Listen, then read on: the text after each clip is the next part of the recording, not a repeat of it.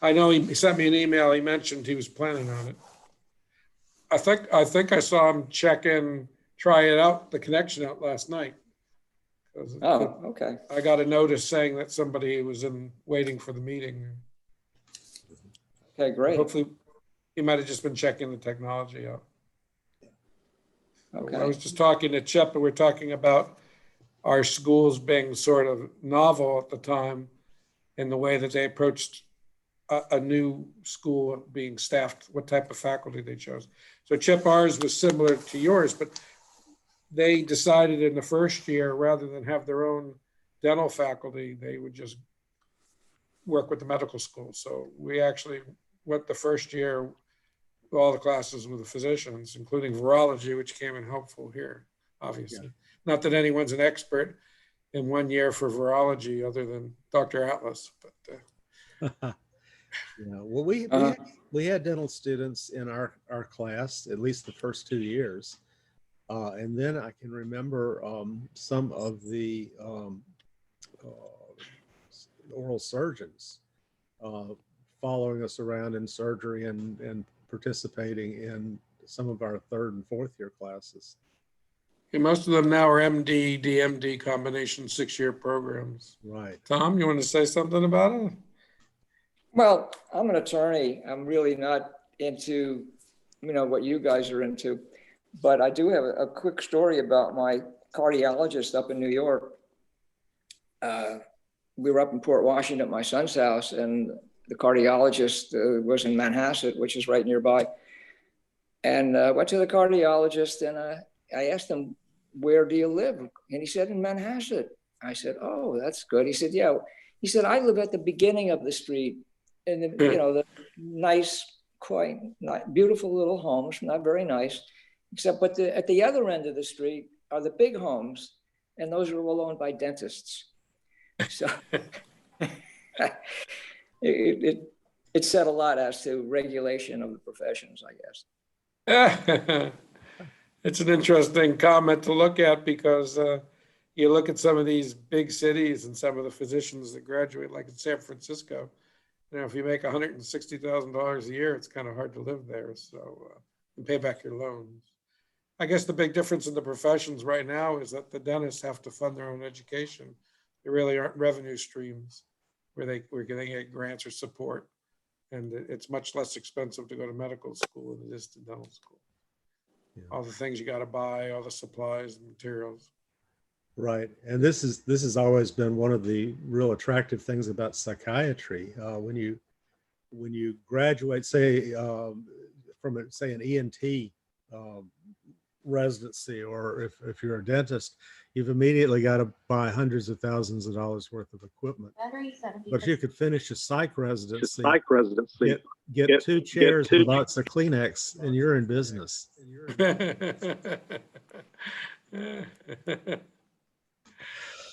That's true.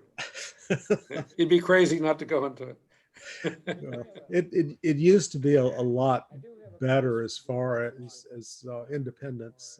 People could set their own hours and charge their own fees and live a pretty good quality of life. But the insurance companies and all of the regulators and stuff like that have forced almost all physicians, even psychiatrists, to work for somebody else. So we're all, working, for the Pharaoh, and doing all the modules and the learning things. And we've now got a diversity chairman, and, it's just all of these things that you would never even worry about back in years ago. Dentists have similar changes in the profession, but you also have auxiliaries, people like, I've worked with a number through the years that were like echocardiogram technicians.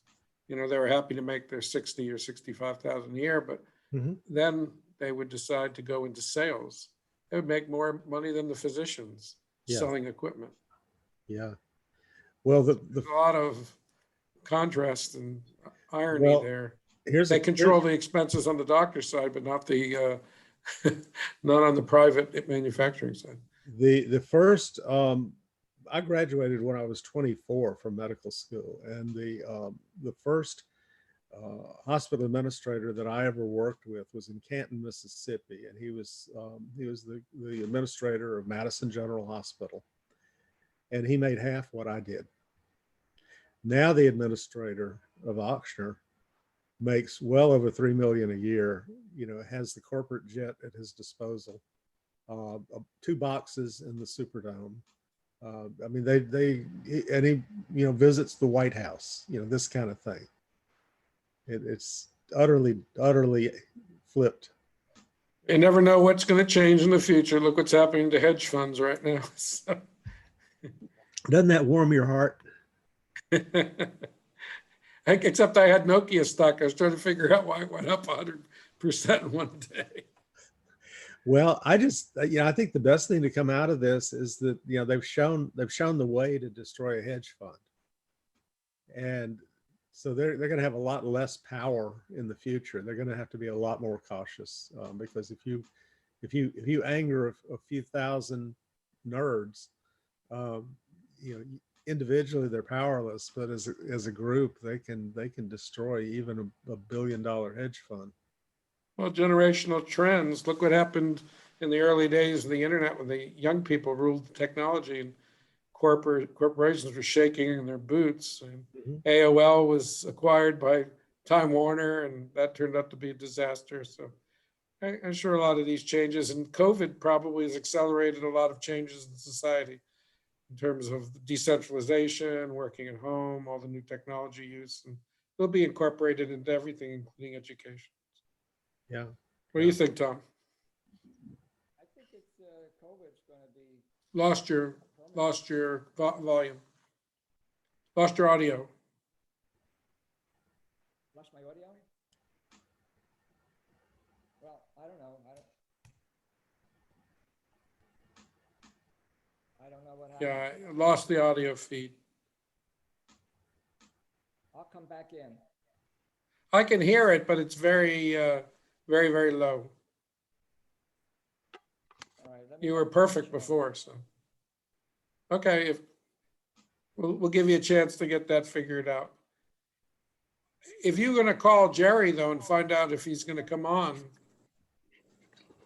we'd love to see Jerry and, answer any questions.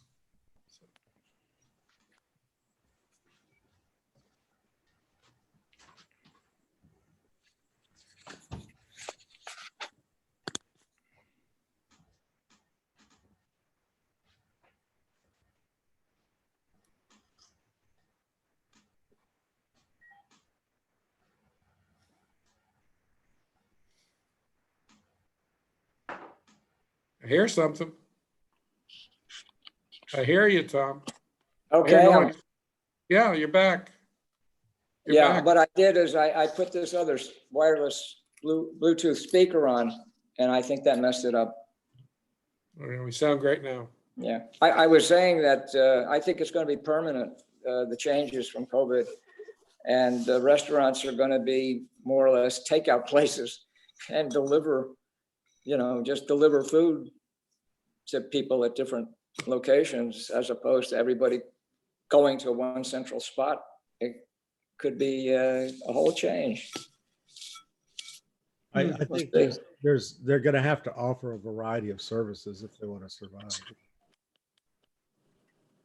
Yeah, it may especially change the way they're designed, because even if you do have an effective vaccine, there's always the escape mutants that can come out, and short-term issues that would affect your business, and you can't afford even a month to lose your cash flow. So the models will definitely incorporate the alternative that Chip's talking about, I would think. So in looking at the newsletter, and Tom, you didn't get an advance copy of it. It went to the board members and the officers. But it's going live on Monday. Jerry got a copy of it. And the focus of the ether this month is pretty much on vaccines and viruses and et cetera, et cetera.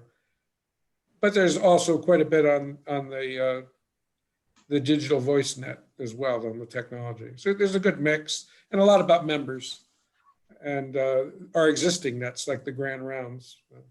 which Chip and I were talking about before you came on. Oh, But okay.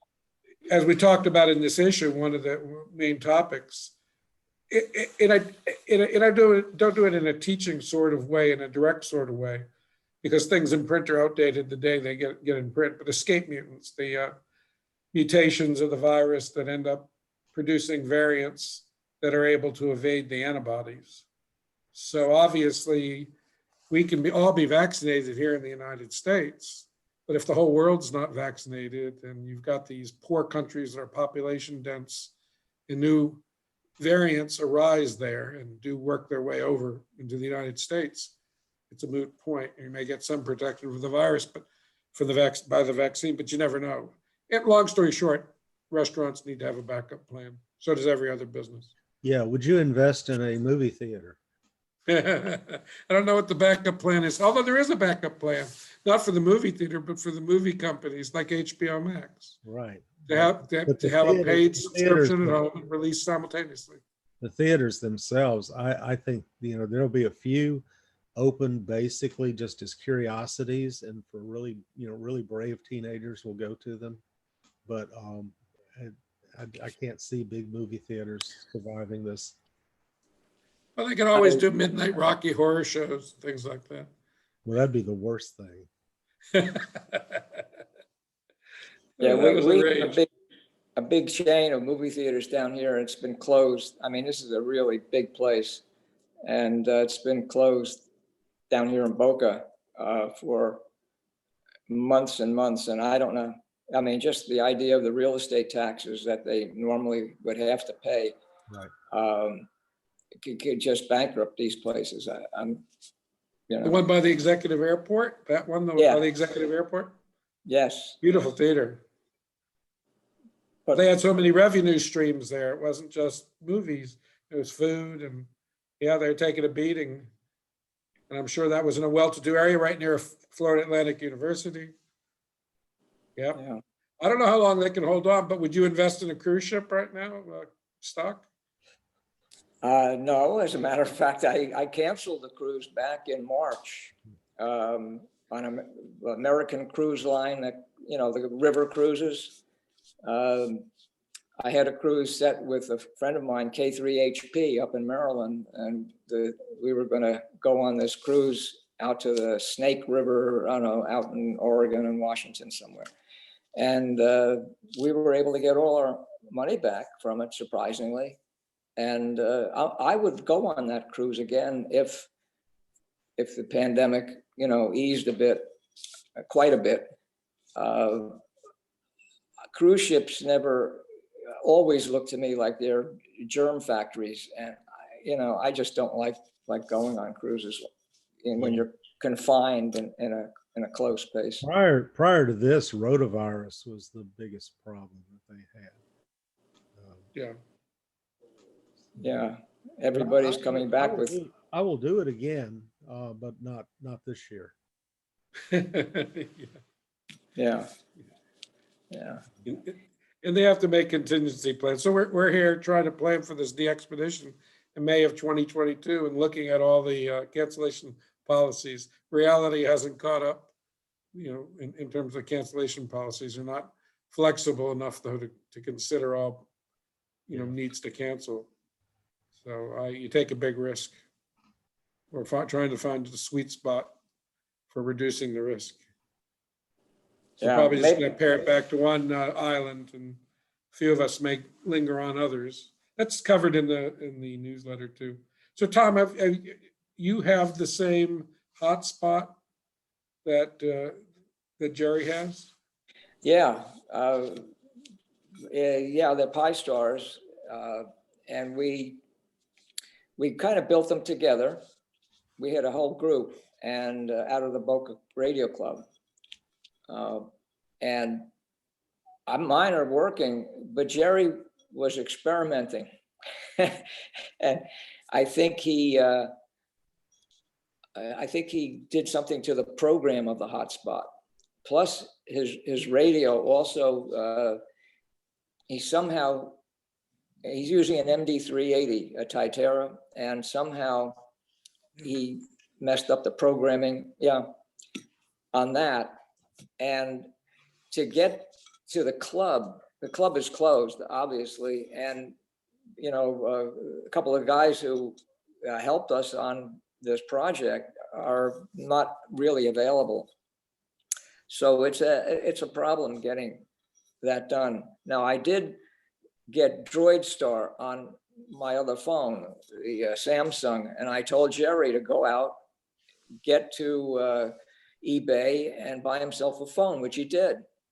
And we got him on it. So we talk a couple of times a week in the evenings with a whole group of guys from all over the, you know, all around East Coast, and a couple of guys. Anyway, we're using the DroidStar on the Samsung phone, and it works beautifully.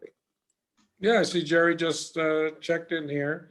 Jerry, you're muted right now, but we see you're here. Oh, there you go. You're unmuted. I had trouble finding you because my email client failed, and the web client is irregular, and I went to look for it, and I kept trying to check in. Apparently I was trying to check into a closed session. Anyway, finally found you. So who do we have on this morning? Well, there's Tom and Chip N5RTF and myself, just the four of us. Oh, okay, very good. Anyway, I'm glad you finally got the message. It took a while for me to get the email to you. I had to find your email address. I kept forgetting to put J in front of the AFL. So that's probably the reason why you had problem getting it. Anyway, I'm glad we got that all cleared up. No, it worked out beautifully. That actually arrived just in the nick of time, but at the most opportune time to put it in context. I don't know if you've looked at the newsletter yet. I distributed it to the board. If you're having email problems, I sent it out yesterday.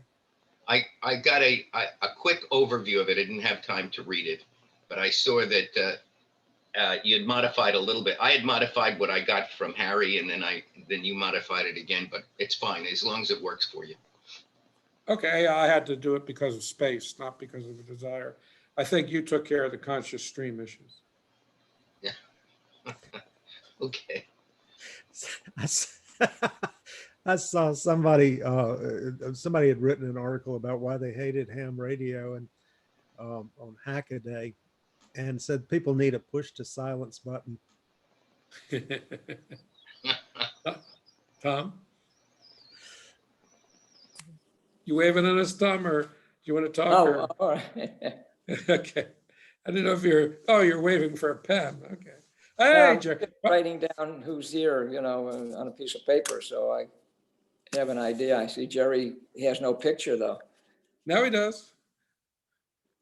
I see Jerry. Jerry, I'm recording this, by the way, so I'll be able to distribute. It's cloud-based. After the session's over, I should get a file to send to you, a link. I never really took the time to understand exactly how Zoom works. So I rely on people sending me the links. So all I have to do is push a button and I'm there. But eventually I'll get it figured out. There's another session coming up on the 13th. I knew today probably wouldn't have much attendance, but I just put it out there for familiarity. There's one on the 13th that's actually scheduled and highlighted in the ether. So I imagine that one will, especially an article that talks about the DVNet and DV technology, that it should be enough of impetus to see others join in. I would hope. Well, Tom is the motivator for me to be involved with digital in any way at all. And I'm glad that he's on this morning because he'll be able to answer all the questions because he guides me through every time I get into a cul-de-sac. He finds a way to help me out. So hopefully it'll work. The only issue, well, no. The only issue I have right now is I can't really hear very loudly on the device that I have. And so I finally used the fail-safe and plugged in some earpieces, and that sort of helps a little bit. But last night we had a contact and it kept dropping out. I'm not sure whether that's an issue with the particular talk group we were on, or perhaps it was just the problem with the internet in general. I think it was the server, Jerry, because even you coming in with the Droid Star, which bypasses a lot of the intermediate steps, but it was still failing. So it was DMR. Well, then the DMR, we'll need a backup to our backup, because I think we were planning on using DMR as a backup to our HF for our Sunday morning nets and for other things that we have. So we'll have to try to figure something out. But I do think that the possibility of using the SDR as is available generally when you search around the country, it still could work, because if you have multiple stations on, all listening to an SDR that they can hear, aside from the slight delay, we should be able to all communicate using the same standard frequency and position that we have on our Sunday morning rounds. Somebody should be able to hear, because I can never hear Warren, our net control, directly. I can only hear him through either Eastern Pennsylvania or out of Utah. And if everyone was doing the same thing, then that could be one method that we could use to try to have a continuous communication, and then use the DMR as a backup, or any other of the modalities, because I'm not familiar with all of the digital. Well, I covered some of that in the newsletter, but Chip, Chip's got the nice audio stream that does cover Warren pretty easily. And the only other issue you have is that there's so many people all over the country on the net. You can go from WebSDR to WebSDR, but you're always going to have somebody on the net you can't hear, unless you're going to have 3 or 4 different options to go to and change. And it's still problematic, but it's a wonderful net, and the propagation will pick up and it will help. So, Yeah. Chip, what do you want to say about it? Well, the best thing, the ideal would be for someone to build an SDR station near Warren, so that we could always hear him, because we would get him as ground wave, but then we would also get his perspective on the rest of the country. We would hear what he was hearing.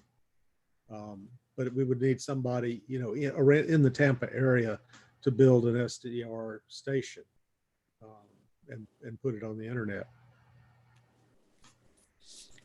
So I take it there's none that exist when you search? No, I haven't found, and Boca Raton, I think, is the closest, and I don't think you could hear him on ground. Look at us, three of us are members of the Boca Raton Amateur Radio Association on this call. Well, I know. And we can't hear Warren.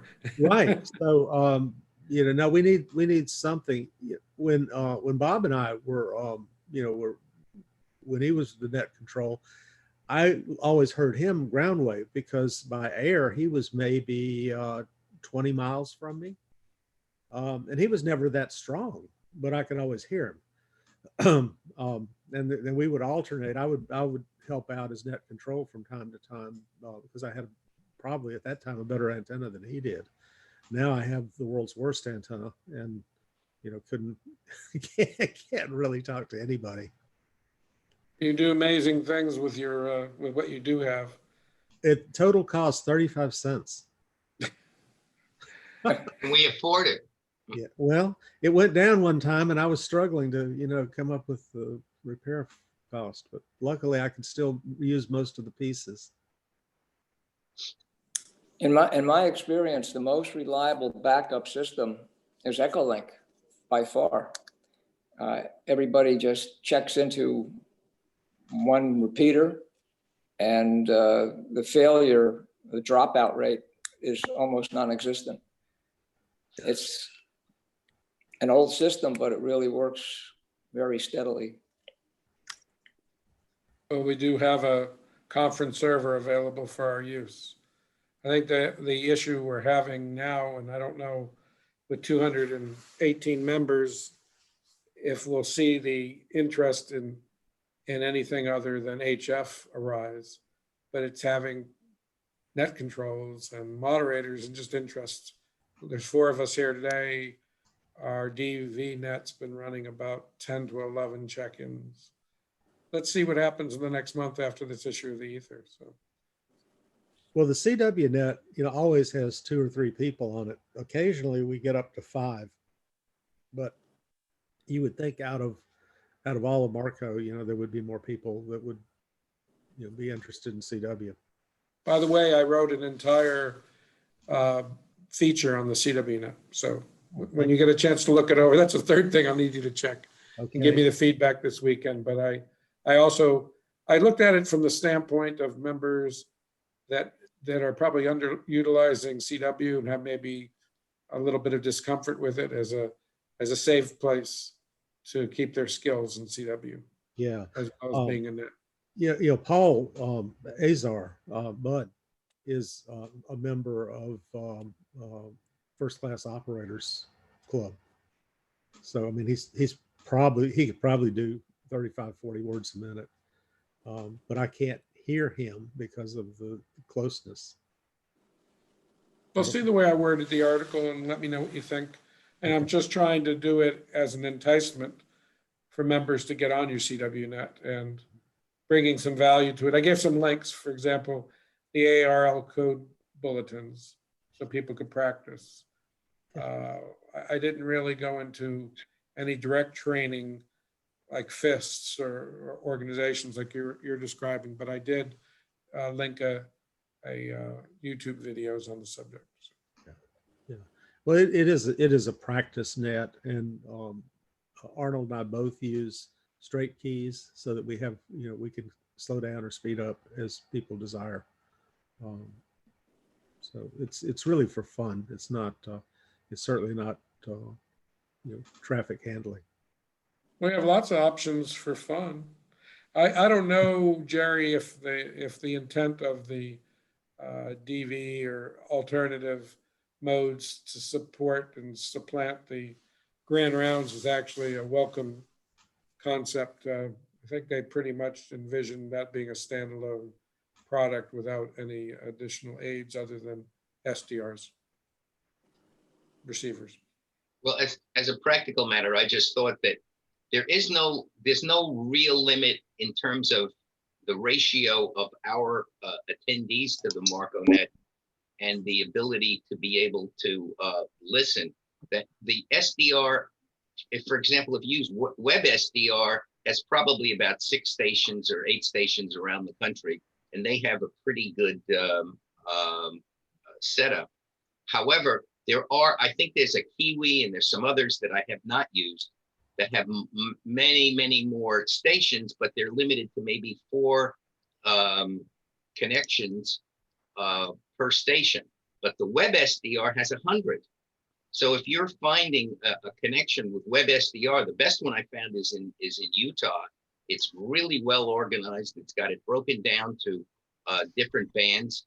And if you had a connection to the Web SDR out of Utah, which I usually use to listen to Warren, I can hear him very, very well most of the time. And as a backup, I use Eastern Pennsylvania. But if you had 50 people on each of those, they could be able to hear each other with a very, very small delay and be able to communicate in the cases that they couldn't hear directly. And that seems to be a decent backup. And then ultimately, if we had the digital would seem to be another method of backing up and a good way to have a kind of a backbone in case the other systems don't work, for the people who insist that using digital is not really amateur radio. I think it's all evolution. And, as we evolve, we figure out other ways to do things. I mean, basically, what we're trying to do with amateur radio is just to communicate. Absolutely. Well, Jack just came on, and Jack's been an extremely significant helper in getting this DV stuff going on. Jack, the newsletter, I've got it out for review this weekend, but I just realized I didn't put you on the list. So I'm forward viewing a link right now so that you get a chance to look it over this weekend. I use you as a resource quite a bit, and acknowledged you in numerous areas, even have a little blurb about your dad in there. So Oh, good. Thank yeah, please look it over and let me know what you see. What you think. It's 9:43. We got to do the net here soon. So for about another 5 minutes, talking about fathers and father-in-laws, I was telling Chip before you guys got on, I got a call here about 8:15 that my father-in-law fell. So I ran over there and got him set up again. And Chip and I spoke about possible medication-related issues in terms of weakness. And well, I'm going to go over there right after the net. So Jack, if you're around and I need to step out early on the net, and if you wouldn't mind looking after it, but I plan on just keeping it short. I should be okay for an hour. Okay. Well, I'm sorry I got here late. I was planning on trying to get in as fast as I could. And the club I belong to in Shrewsbury, Pennsylvania, which is just over the line from me, decided they were going to have a business meeting this morning.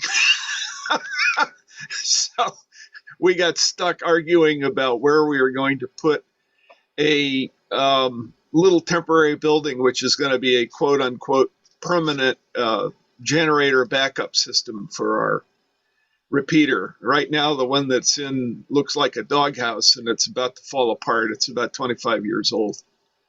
So we had to argue out what we were going to do with $2,000, you know. You can't talk about money and have it be a short discussion. Never.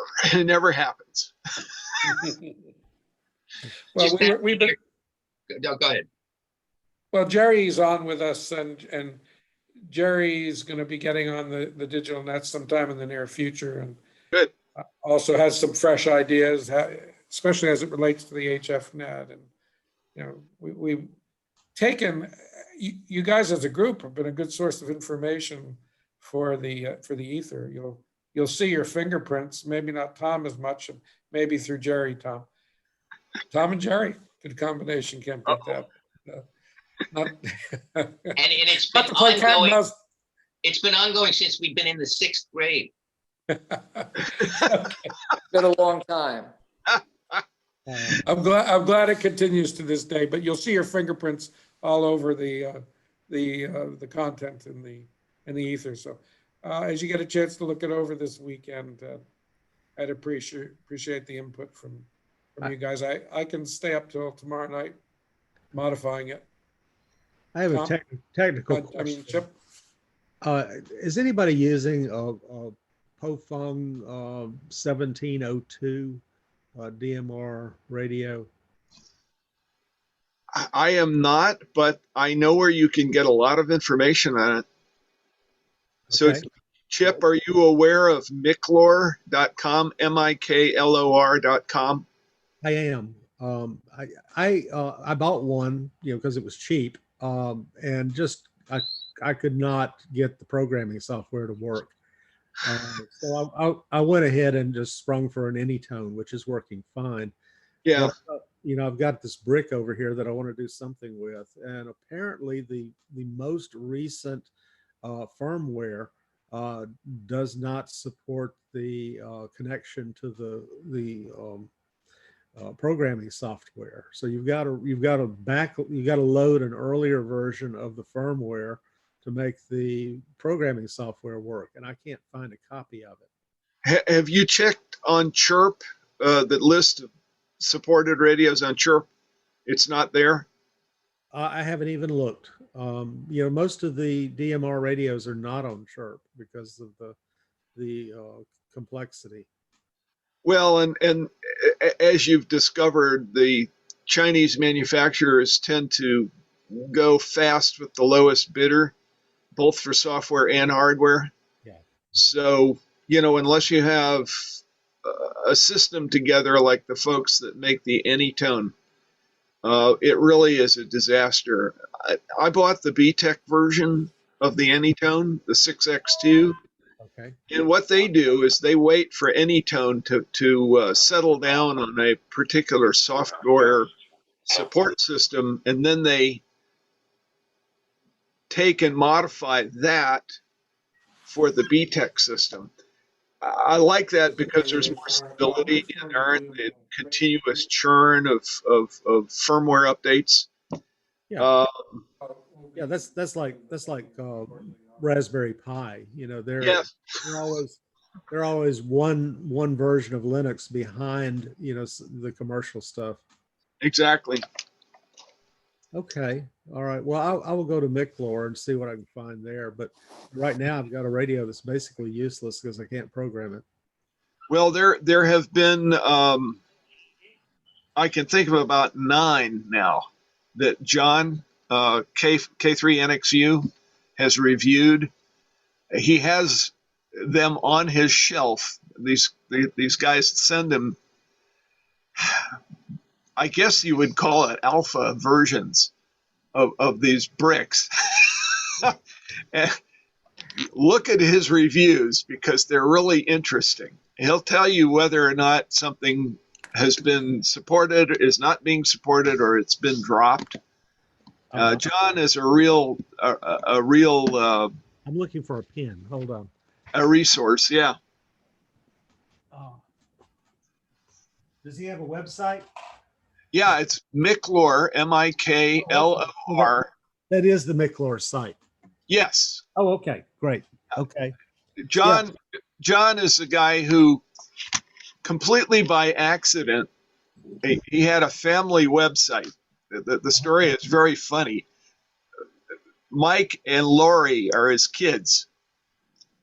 And he had a family website and he took Miclor.com as the family website. Okay. And so he had a page for each of his kids that his kids could do things with. And he had a page for himself. And somebody gave him one of the earliest Baofeng FM radios. And he got a hold of some information and he posted it along with the drivers that nobody could figure out how to configure. Yeah. And he had it down. The next thing he knows, he's got all these Chinese manufacturers asking him to evaluate radios and amplifiers and hotspots. Just yesterday, I went up to Shrewsbury to do some other things, and I stopped by John's, and he handed me this. It's a 2-meter amplifier. This company, VGC, was trying to make amplifiers that would work with DMR radios. And they put reed relays in the amplifier, right? Well, if you know anything about DMR is fast switch, time split signal. So there's that, the A and the B side of DMR. Well, you burn out the relay in 35 seconds with these. Yeah. So John had 2 of these amplifiers, one for 440 and one for 2 meters. And didn't know what to do with them. And I said, John, I use D-Star most of the time. It doesn't switch. He says, oh, perfect. Here, take. So now I've got a little Chinese amplifier. I don't know what I'm going to do with, but Do a review of it. Guys, I need to, I can leave the session up, but I've got to start the net. So I see Jerry's here, K0ES. Hi. Why don't you guys get up? Good morning, everybody. This Get- is Papa Yankee See, 2. here's Bravo, Brazil Bravo, checking in on the net. Quebec for radio. So Yeah, I'm going to go ahead and mute my mic and let you guys continue the session and get Jerry familiar, our K0ES Jerry familiar with this. I'm going to check out too. But by the way, we now have 2 Toms and 2 Jerrys. Yeah, we have 2 Tom and Jerry. Don't be That's confused. right. Double trouble. uh-oh. Yeah, I'm going to need to do the same thing. I'm watching the setup here. I saw the guy. Oh, geez. EY2BBQ, the barbecue king of Brazil. Yeah. He just checked in. I'm seeing a bunch of other stations, so I better go over there and check it too. I'm going to do the same thing as Jay, and I'll be here in mute. But if you've got questions or something that I can help you with, I'll be happy to try. Jay, do you happen to remember what the talk group for Brandmeister is this morning that you're using? Off the top of my head, no, but I can tell you in 2 seconds. Hang on.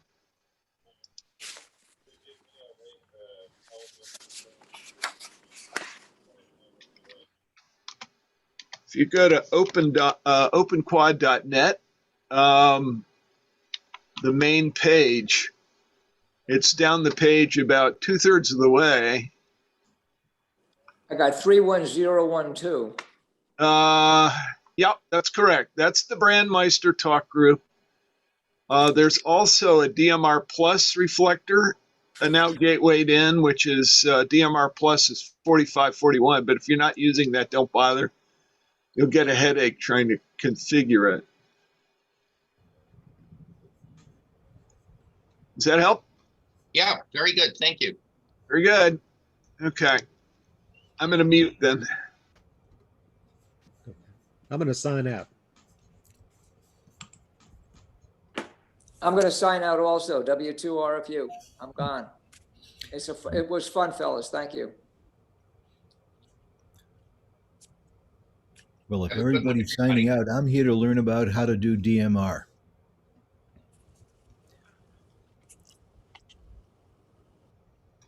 I'll unmute real quick. At what stage are you? Just wondering what to do? At a 0 stage. I have equipment, but I've never done DMR. So Which radio do you have? I've got an ICOM 7300. I've got a Kenwood D74H, or I think or is it H74? But you know what I'm talking about. And I also have a Yazoo 70D. Oh, okay.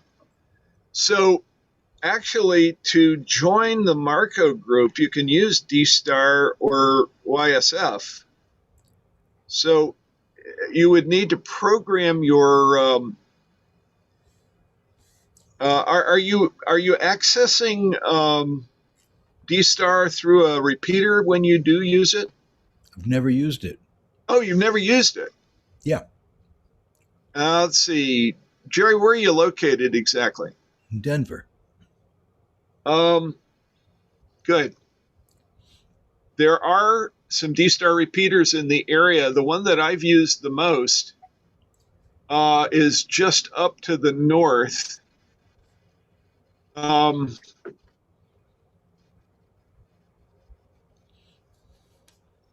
brain is real slow this morning. Where, the little general aviation airport that's Broomfield. Okay. Yeah, the repeater is in the hills near Broomfield, and it's listed in the D-Star list. It's listed as the Broomfield repeater, the Broomfield D-Star repeater. Okay. It's got good connectivity. What I don't know is whether they're hooked into the Colorado digital voice system or whether they're independent. You should be able to ask one of the ops on that repeater if you can connect to XRF 757A. 757A. Yep. So all you would need to do would be to access the repeater, get permission to change the reflector to XRF 757A for the brief period of time that you would want to be on the digital net, and then return it to whatever their default reflector is afterwards. That's the way. DMR, you've got lots of DMR choices around you. I don't know that area very well. My daughter is in vet school up at Colorado State, and she lived in Broomfield for a couple of years. So I used the D-Star system as part of my, being a good dad and showing up and then disappearing so I could talk on the radio. Okay. So that's the reason I know what I know. I've never used DMR in that area, but I'm sure they're very active. What you would need to do is get a hold of one of the locals and find out if you can connect to 300 30. Now I'm screwed up. 31012. That's the talk group through their repeater. You can only do it if it's a Brandmeister system. That's the problem. And if they're on one of the other DMR networks, you may be out of luck. Okay. One of the things I don't like at all about DMR is every time I turn around, somebody has created a new network and split or diverged from the international system, and so you don't really know. It's Or difficult. PSC checking into the digital net and watching you on the web.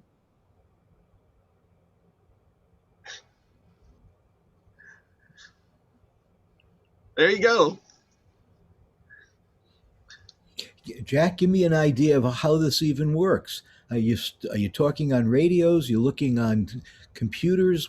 How's this thing work? Okay, so you have to do it this way in your mind. The first mile is radio. The first mile could be 3 feet to your hotspot. It could be 20 miles to the nearest repeater. Okay. Okay, that's your first mile. The repeaters on digital voice are connected to the internet, most of them. And so what happens at that point is there's a little translational thing that goes on. And your transmission becomes a digital signal that is pumped onto the internet, and it's sent through these interconnected systems out there. In D-Star land, they call them reflectors. In DMR land, they call them talk groups. In YSF, the Yaesu System Fusion, I don't use, but they have rooms.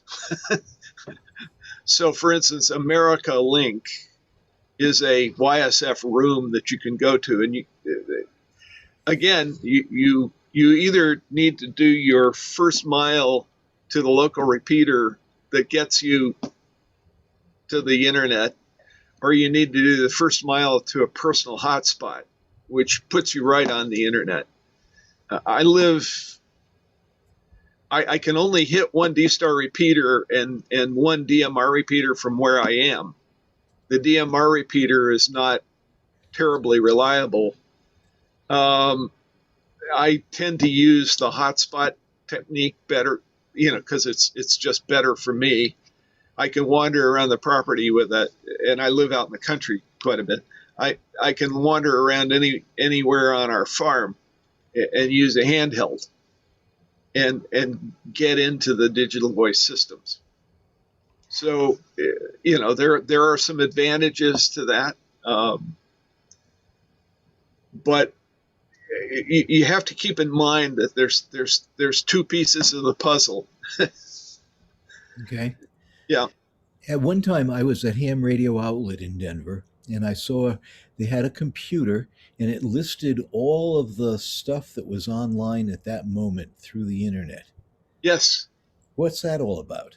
Okay. So each of these systems have web pages that list activity, and then there are central web pages that list or show total activity. So, for instance, let me share a screen with you here.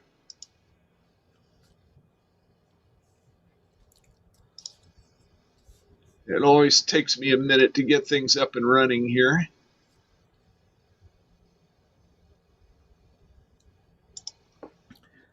Okay, so for instance, there is a so-called last heard system for D-Star. And what I'm going to do is I'm going to share that screen with you. Uh-oh.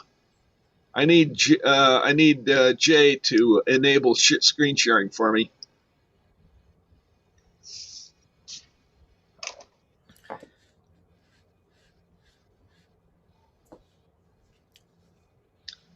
See if I can get his attention here.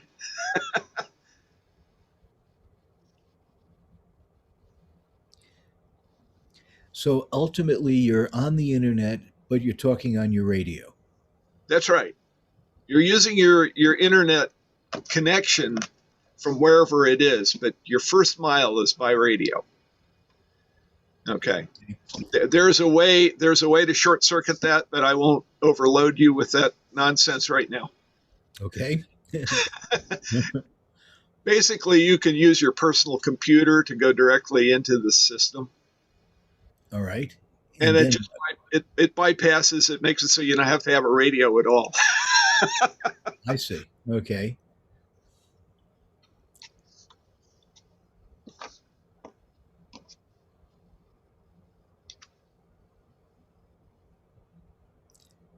He is obviously occupied.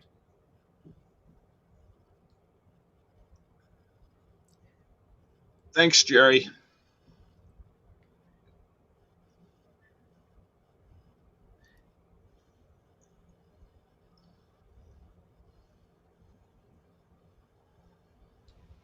Jack, go ahead and try.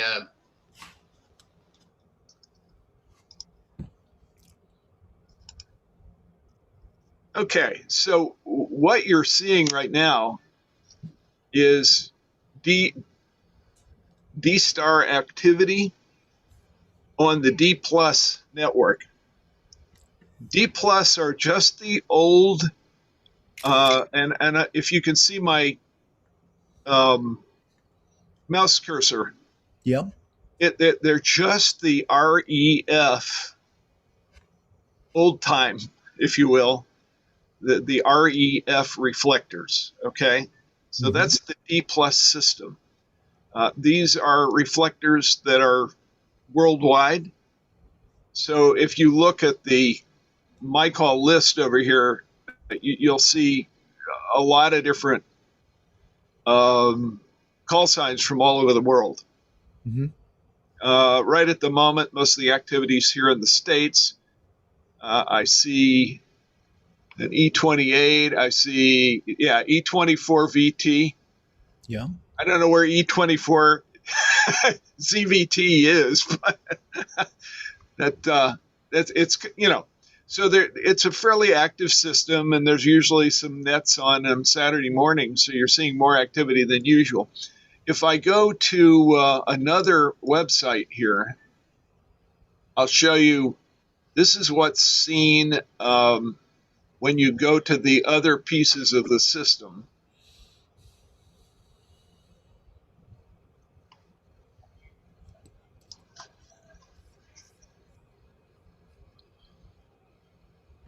And what you're seeing is a list of all the activities on all the different reflectors here. So there's a lot more activity going on.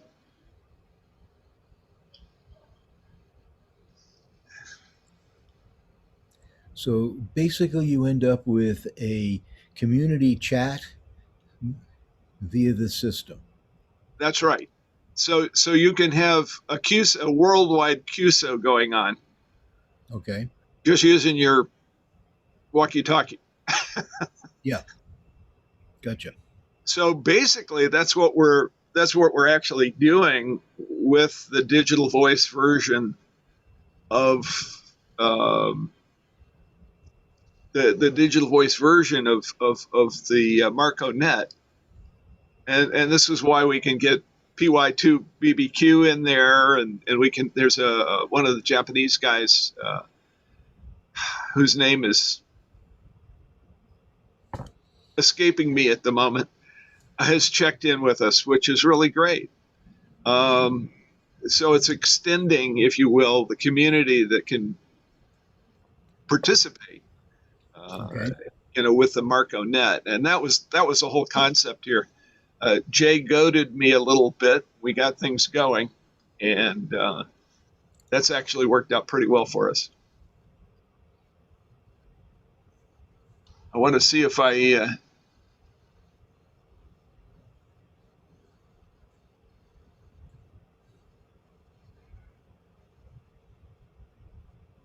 So right at the moment, let me take the headphones off. Vaccinated in the whole country. First of all, personal healthcare personnel. I think I will have my vaccine next week, probably, because I'm not in the front line of the COVID-19. And I had a look on the later publication, and if we still have time, I can send a small test on the situation here in Brazil. So back to the next control A4FL, A2 BBQ.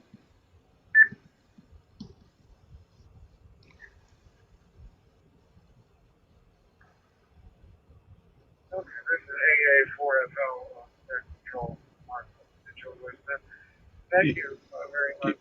Are you hearing Jay? Okay. I'm hearing. The officers, board of directors, His audio is low. So the 15-page edition, a lot of coverage on COVID, obviously. And we would certainly like to get input from those. I think Kelvin's on that list. Any additions can certainly be made, but don't feel that you're space restricted, because you're not. You certainly can come in and write whatever you'd like. Obviously, it's appropriate.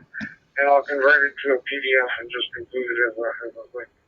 So the nice thing about this, as you can hear, is the voice quality is quite clear. So you're not struggling with the sideband insanity. Yeah. And that was the other piece of the puzzle, why it becomes a nice alternate communications path for us. And it's great to have guys like Jerry and Chip and all come in and join us on that net as well. So there's some continuity.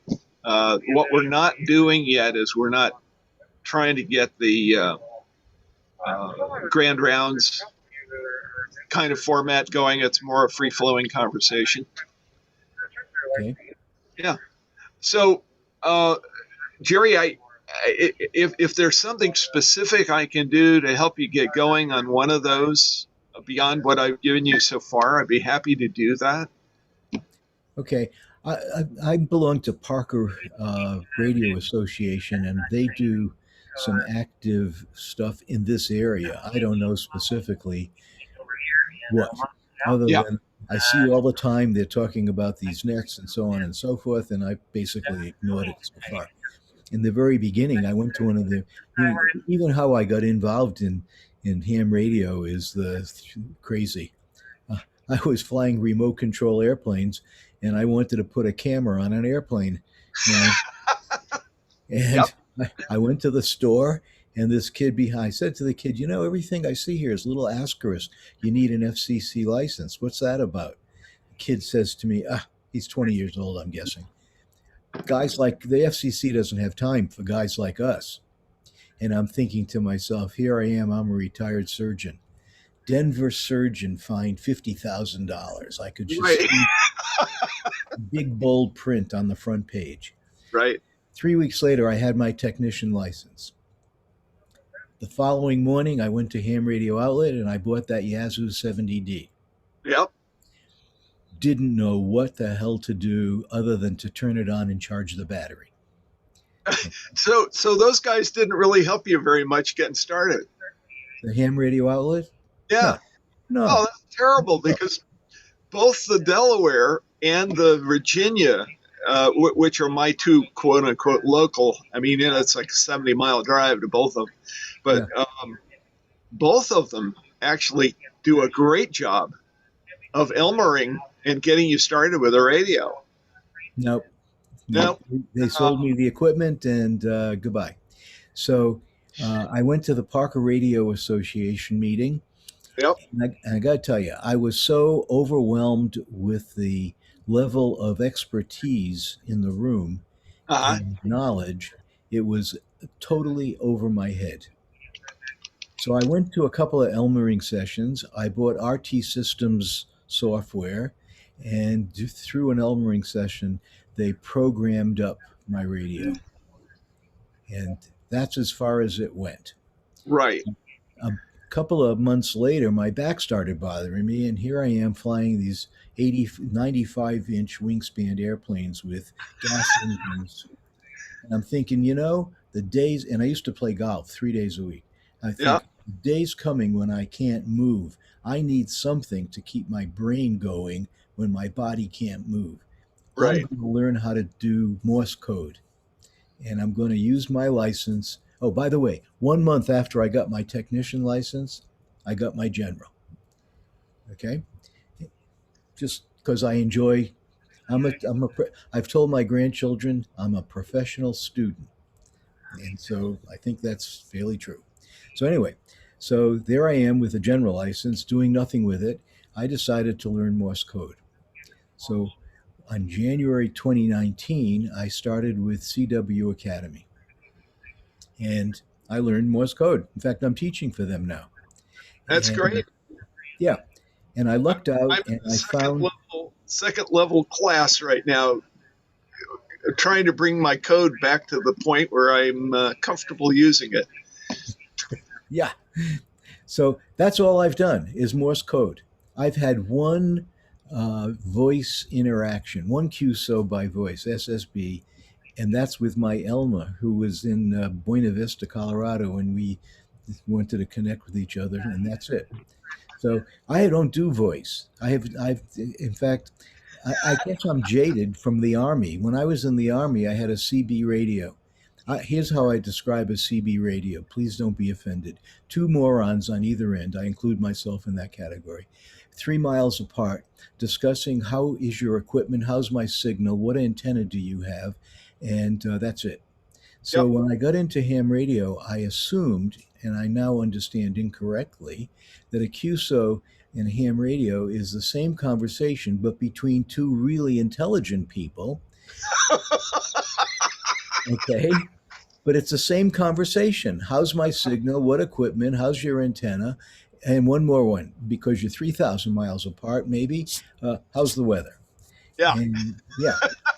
Well, Well, and if you're over 55, then the medical consult immediately starts. So now that hasn't happened to me because not very many people know that I'm a retired physician. that's good. Keep it that way. So there you go. And Yeah. so, I've got equipment. I enjoy the building. I got into FT8. I finally got my rig to work with that. I'm building phasers. If you're familiar with those, they're sort of dedicated for FT8. I'm learning the Raspberry Pi, figuring I'll use WSJT on a Raspberry Pi and the phaser connected to that. Yeah. So this is just another facet that I've never explored. Yep. And when you offered this Elmering session, I figured this is an opportunity to learn how to do this. Well, you got me started here, and just a quick aside. I was first licensed in '78. I had just pretty much gotten kicked out of the Coast Guard at that point in time because I had gone to dental school. Okay. They have no medical corps, and at that time they were thinning the ranks of all levels of every service, including the medical corps. And when I went to the public health service, they said, "Hey, sorry, Charlie, you were an electronics technician. And oh, by the way, you had all these clearances, and your MOS says that if there is a war, we lose you to the security communications group. Can't be an officer." So I went to the Air Force, and the Air Force said the same thing. I went to the Navy said the same thing. And I said, That's it for reserve work. I'm done. And I started to get itchy, and I started working on my license because I didn't want to lose my skills. It was simple as that. Anyway, I very quickly went through the ranks at that point, got to advanced, and never was able to push the code 20 words a minute. And so I stayed in advanced op until about 5 or 6 years ago now. Yep. When I actually had the time to pay attention to it, take the test, and then I found out, oh, gee whiz, there's no code requirement anymore. So, yeah, it was kind of. I'm looking at the Parker Association information here, and you have the whole world open to you here. This is fantastic. Okay. So they have a local reflector on DMR. It's 310844. And that appears to be part of, let's see if it says. I can't tell whether that's part of the Brandmeister network or not. You're going to have to ask them that question. But they also have a YSF reflector, and they also have D-Star. Yeah. Okay. So you're all set. You've got what you need. You just need to check in with the local gurus that are associated with the Parker. I guess what's that? The K0 PRA repeater system. I don't know. Yeah, that's what they say they are. So you want to touch base with them, get your D74 programmed so that you can use the Squaw Mountain repeater, and get a little help from them on protocol. Yeah. So if you're going to use it, can I switch from the default reflector system over to the reflector I want to use? If I promise I switch it back right away when I'm done. The same would be true for the DMR system. So you should be able to get all that running pretty quickly. It's just, I think, sitting down and asking the right questions and getting them to pay attention to what you want to do. I see. That's been the problem. I didn't even know what question to ask. Well, those are the primary questions. And it just looking at the Parker system in the Squaw Mountain, where the Squaw Mountain repeater is located, you really should be in pretty good shape. It looks like a nice high altitude location. Is that a normal thing to switch reflectors? Is that an uncommon request? No, it depends entirely on the local group. Uh-huh. We have a local group here that puts up with it very nicely, so long as you're polite and return the reflector number to where it should belong. Mm-hmm. There are some groups that are, if you're not a control operator, you can't do this. We won't let you. You know, it just depends on the internal attitude of the club. Gotcha.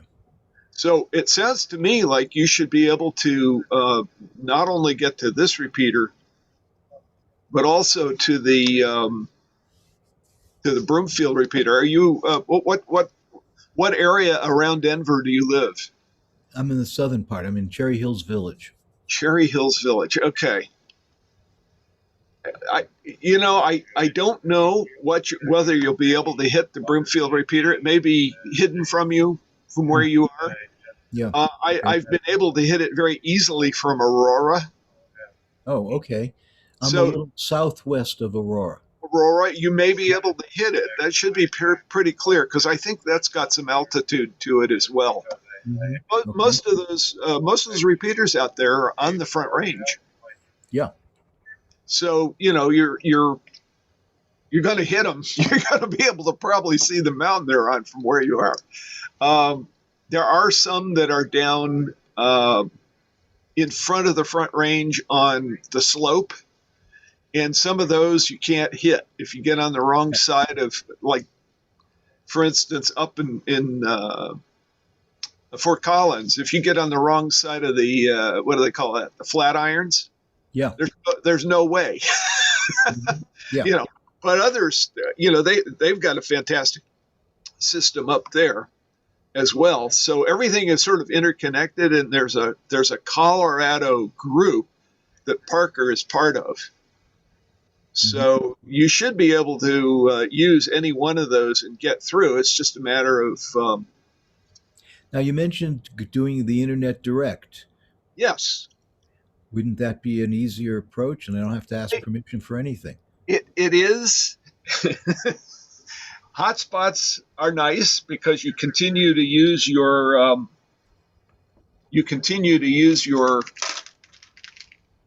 radio. A hotspot, I could show you one if you'll hang on just a second. Sure. Okay. This is the one that I use the most right here. That little, there it is. There's the Raspberry Pi right here. Uh-huh. And that's the display Yep. right there. And it just shows current activity. Okay. Yeah. Anyway, that one is set up on a D-Star reflector directly. A hotspot like this with a Raspberry Pi costs you about $100. Yeah. Well, that's not an issue. No, I was going to say it's not significant. The ones that you probably will find at that price look more like this one. See if I can. So I've got the Raspberry Pi. What is it that I need? Yeah, and that one's on a Pi Zero. Okay. And what is that little thing? That is a hotspot. Oh. So the board on top is a radio and a display. And I bet I've got one. Hang on, let me go grab it. Okay. What it's called. Okay.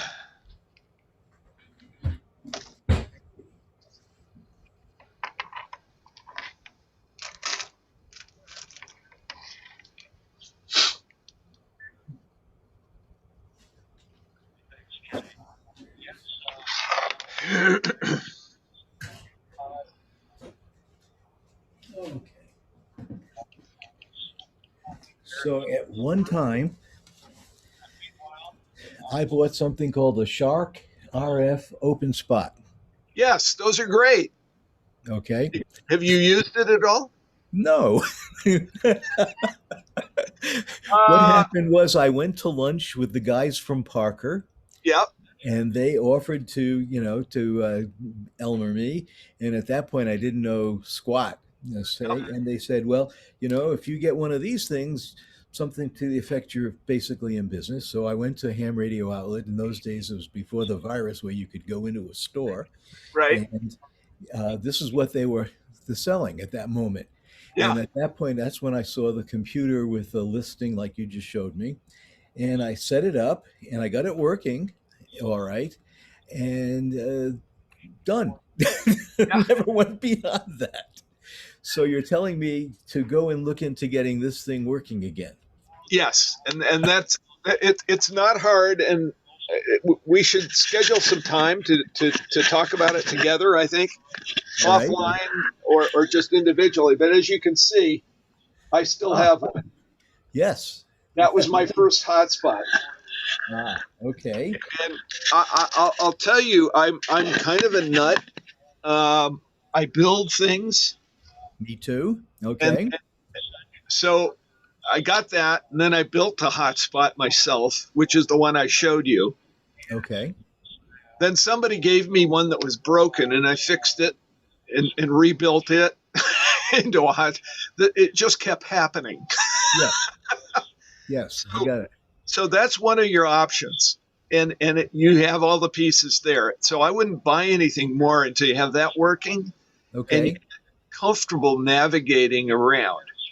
So what I would do, since you have since you have the D74, make sure that the D74 has a memory channel programmed to talk to the open spot.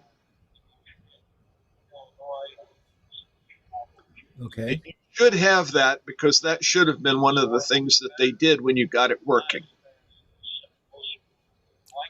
Who's the they? Nobody's been.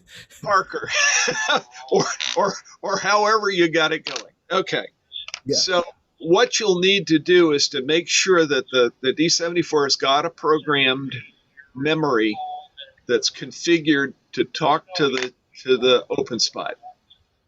Okay. Then you can either use the web interface, which looks like this.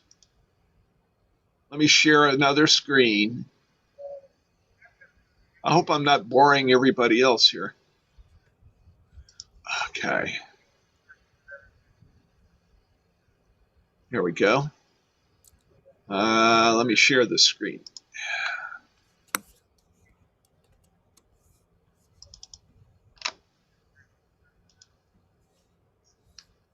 Okay, mine is set up for DMR right at the moment,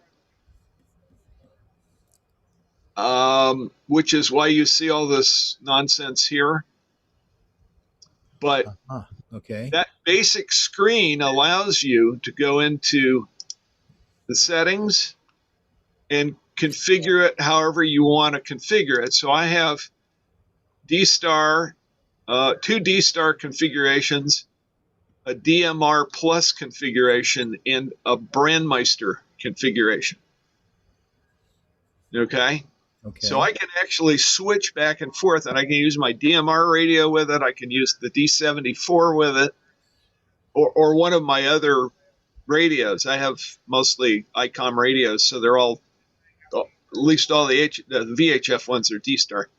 You know, and it makes it very easy to choose. Then the other thing that you can do with that menu very easily is go into connectors. And so if you're on the DMR side, you can type in whatever talk group you want right here and then hit call, and it will set that talk group as the talk group that's connected. Okay. And that's so. How do I connect to XRF's 757A? Well, I'm going to show you that in just a second, but I need to do it through another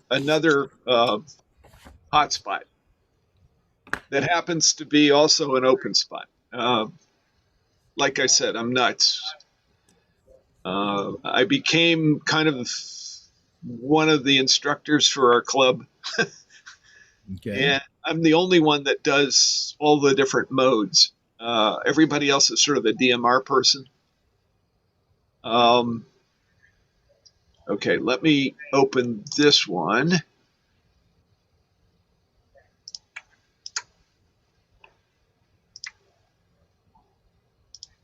Okay, this is the OpenSpot 3. It's a newer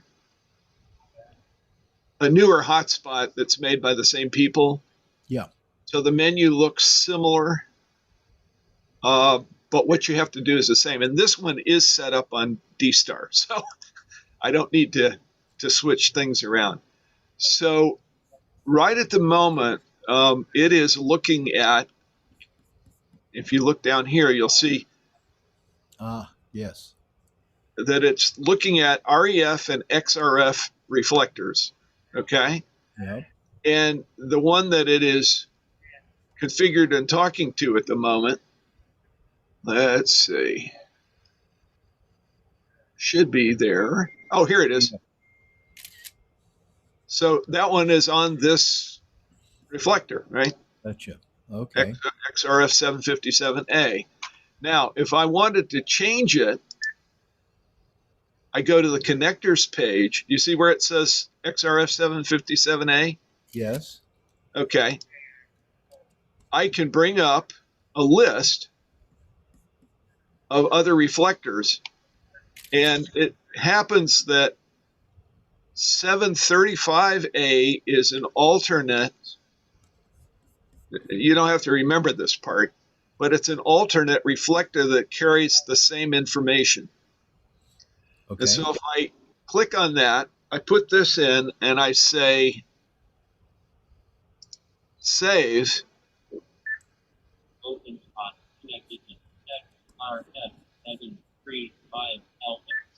And now I'm on 735 alpha. Around the area of the injection appeared from the picture. The photograph will be in the ether, but not the details. There you go. So it's Okay.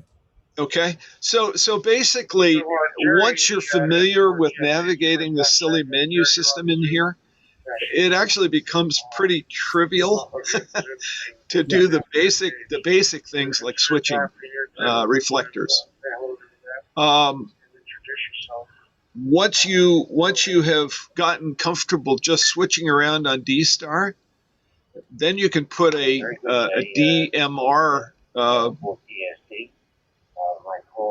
setting into it. And here you can see I've got a bunch of options there. But DMR would switch this to a DMR talk group, whatever I have as my default. And then I can go and navigate from there. So it's basically the same thing. It's just you're doing it with one of the little Chinese radios that does DMR. Gotcha. And Okay. it has to be programmed to talk to the hotspot. All right. So, Jack, what's the best way for us to communicate? Probably like this. All right. So It's just to set up a session where I can look at what you're doing okay. and walk you through it. What's your email, cell phone, whatever? Okay, the best email to use is my call, KD4IZ, Yep. at, you're going to love this, frog.com, or frog.org, excuse me, it's a .org. I stopped using the .com. So it's frog, F-R-A-W-G. Oh, F-R-A-W-G. Yeah. Child, that is a teenage nickname. I was a high-level swimmer, let's put it that way. I'll leave that story alone. Okay. I went from North Carolina, where I grew up, to a New England private school. And the kids started calling me the Frog because of the way I pronounced things. Yes. And when the internet world started, I started thinking about what I could possibly use as a, for my internet domain. And I chose that because I figured nobody would want it. 2 years later, I started getting hit on by gamers who wanted to use Frog as a domain name. I could have sold it for quite a bit of money, except that I like it too much. Okay. All right. Anyway, so KD4IZ at frog.org, spelled F-R-A-W-G, like you were from Central North Carolina, where I grew up. Okay. And that will get to me. Okay. Very good. Yep. And I find that texting is the fastest way to get to me. okay. So, That usually entails a phone number, doesn't it? yes. Let me write this down here.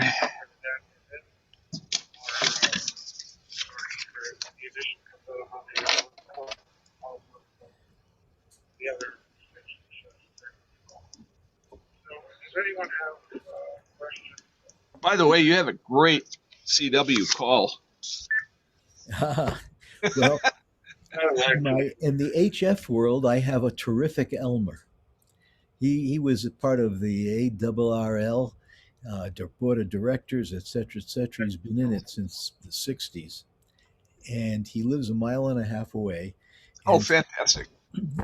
what happened was, after my first course in CW, the instructor said to me, "Well, what are you going to do?" And I said, "Well, I don't know." He says, "What about soda?" Well, what the hell is soda? And he told me what it was. My first reaction was, "You got to be kidding." No, I do it. I do it too. I love it.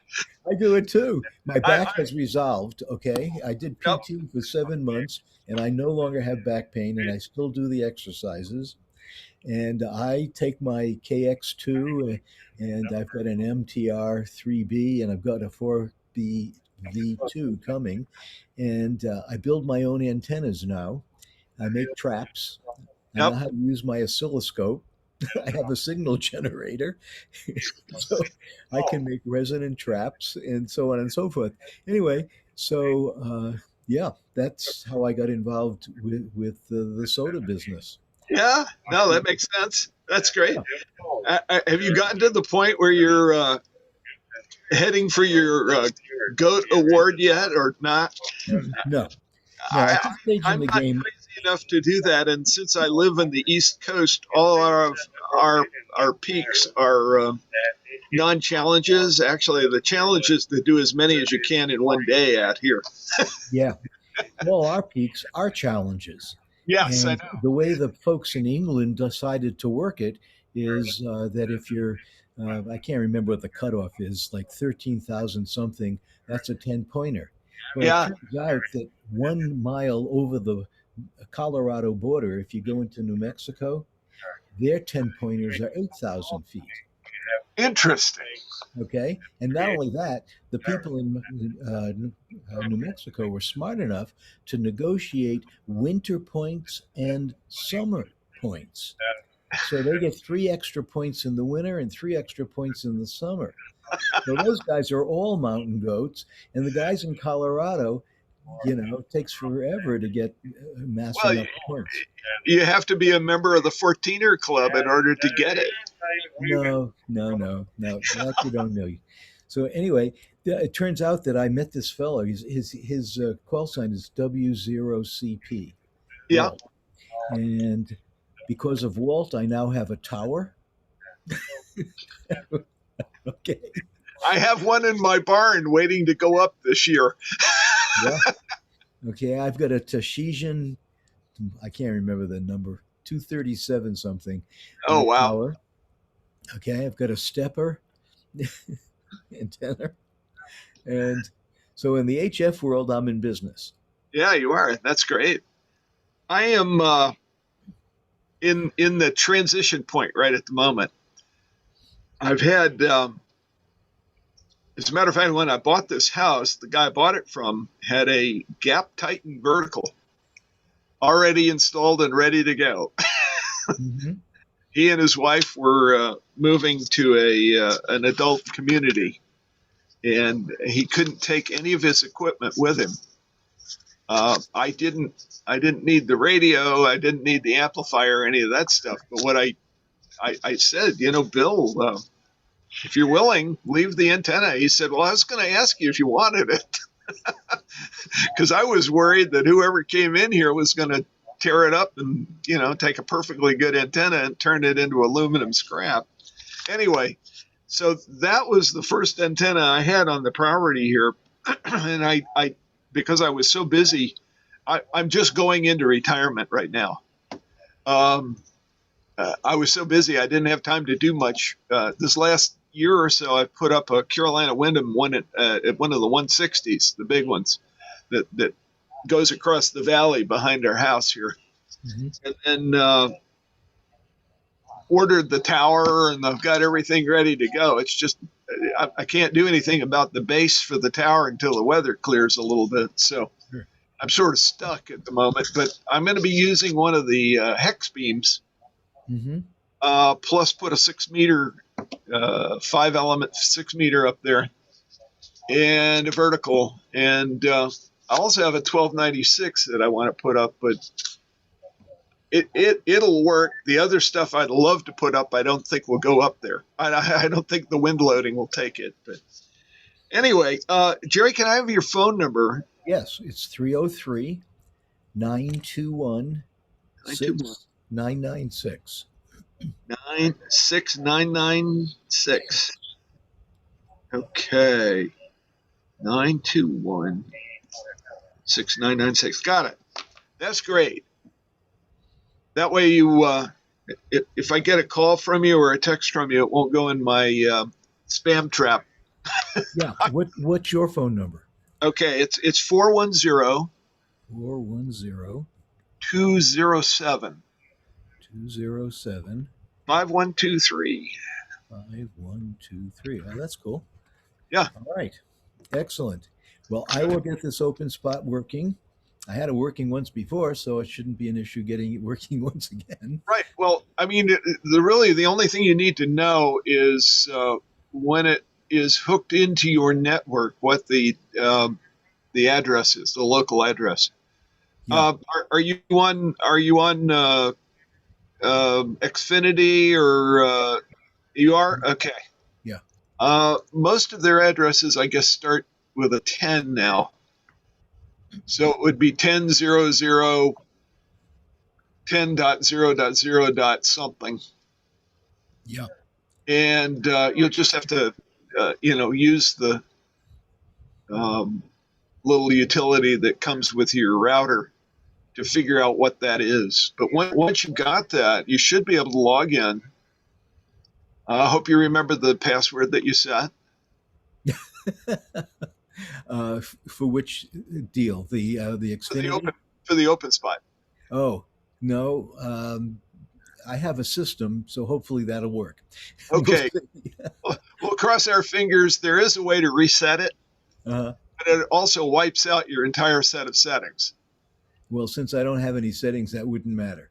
Okay. Well, we'll cross that bridge if it gets there. Yeah. Okay. All right. Perfect. That's really good. Hopefully everything will fall into place. I don't know if Jay sounds like Jay's still got something going here with the Fall into the 65 age group. Yeah, he's still got the group there. Anyway, I think we're pretty well set up for the moment. Let's see. You have the D74. Yep. You've got the Yaesu 70. And did you have a DMR radio? No. Good. that will make it much more simple. Okay. Yeah. DMR programming DMR radios is it's an arcane art. Is that where this RT Systems comes in with their? Well, unfortunately, RT Systems does not support DMR. Oh, okay. And the reason they don't is that every manufacturer's radios, and they're all Chinese radios made by Wang Yufeng or somebody that are rebranded with somebody else's name on it. Quality control is all over the place. Mm-hmm. And everybody's software is different. Everybody's memory programming methods are different. And most of them are harder to learn than how to use the reverse Polish method with an HP calculator. Okay. So if you don't have to go there right away, I wouldn't. Okay. It should just, and then when you do, make sure that you've got the time to spend on it, and you've got your frustration, frustration level as low as possible, because it will it'll go off the wall right away. I got the picture. Yeah, Okay. Yeah. most people I know on DMR get somebody else who knows what they're doing to program it for them. I did not, because I absolutely refused to do that. If I'm going to use a system, I'm going to learn it and I'm going to do it. But I dislike doing it so much that I get rusty in between reprogramming. And unfortunately, in the DMR world, talk groups get moved. The addresses are updated on a almost weekly basis because there's always people coming on and always people dropping out. It's just, I quit doing the updating because of it. It's just nuts. I don't have the time to fool with it. So about every 3 months, I'll go in and I'll say, okay, this afternoon is going to be a waste. I'm going to do it. And so I waste the Sunday afternoon doing that instead of something I should be doing. But, I just don't use DMR except with my club. And we only really use it for emergency and event support. So as long as those things don't change, I don't have to worry about it. So it sounds like DMR is not the way to go. Well, let me tell you here's the big trade. Because DMR is cheap, everybody and his brother gets on it. And so you're going to hear a lot of noise about how great DMR is because everybody and his brother is on it. But that gets you right back to the CB problem. Yep. And right now, it's really a problem because as all of the post-election nonsense was going on, regardless of how you feel about it politically, and I'm not going to go there. Yep. While all that nonsense was going on, all the preppers started buying radios as fast as they could get them, most of whom are not licensed. Huh. And now the DMR repeaters are starting to have problems. FM repeaters are starting to have problems with these unlicensed people popping up and using the radios on their repeaters. And so it's becoming a real mess. I know of at least 4 FM repeaters that have been taken down to stop that from happening. Gotcha. I remember registering for D-Star. Yes. And I also remember trying, but I don't recall if I succeeded for Brandmeister. Yes. Right? You should have gotten a number. It should be a 7-digit number. Okay. From the DMR people. I'll look. Yeah. I'm pretty compulsive about saving these kinds of things. So presumably I have an email or something somewhere. You should. Yeah. Yeah. Okay. Okay. Well, that'll help too, Jerry. All well, right. hopefully that'll get us to where we need to be. And if we can put aside about an hour, I can probably get you up and running a D-Star right away. All right. I'll shoot for D-Star then. Both with the because that's where I live most of the time. Okay. I can be found very easily on REF 062 Charlie. 062 Charlie. Okay. And also on XRF 757 Alpha. I usually have those two running, so I see an incoming call or I hear an incoming call, I'll answer. Gotcha. I tend not to be on REF 001 Charlie or 030 Charlie. Those are the two most populated D-Star, English-speaking D-Star reflectors. Okay. There's just too much, guys keying up, triggering the thing, and or people coming on and saying, can I have a radio check? Yeah. You can only listen to so much of that before, or people just droning on and on and on and on about the weather, Yep. or whatever. So those things have no. But these other reflectors tend to be used a little more seriously. So I'll listen on those. Very good. Yeah. All right. Thank you. I appreciate getting pointed in the right direction. That I don't mind doing it. Yeah. I saw Marco and I figured, well, what the heck? I'm part of that community. I might just as well join for whatever it was, 25 or $30. And Yep. so I sent them my money and here I am. And I've been following the reflector, on the internet. Yeah. And when I saw the opportunity to learn about how to get involved, that's why I'm here. I grabbed Yeah, it. that's perfect, and that's exactly what Jay wanted. Jay wanted us to be doing here. Very So good. All good. right. Well, I know you've got a 9 o'clock meeting. Yep. So, very good. I appreciate your help. Thank you. You are absolutely welcome. It was my pleasure. Okay. Talk to you Take care, soon. Jay. Take care. Bye bye. Bye bye.